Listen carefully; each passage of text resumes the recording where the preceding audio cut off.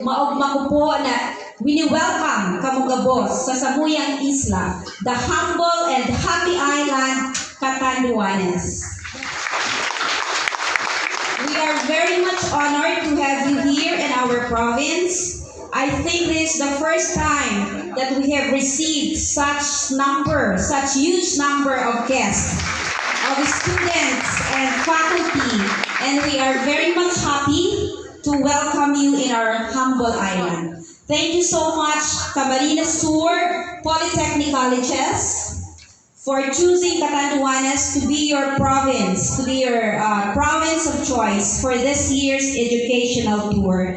Gusto ko po na tawaning special mention ang program coordinator kan BS Tourism Management kan Camsur Polytechnic Colleges, Ma'am Jane Brioso, together with the members of the faculty.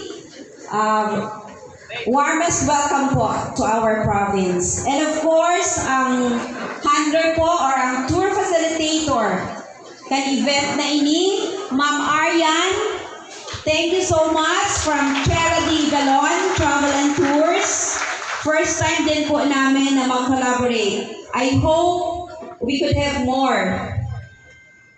So, again, my warmest welcome.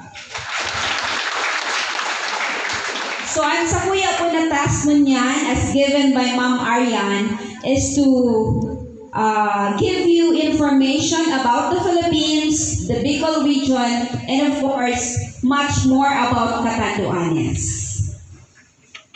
So, I'll start with, balikan po natin yung kasaysayan ng bansang Pilipinas. So, let's all watch this video.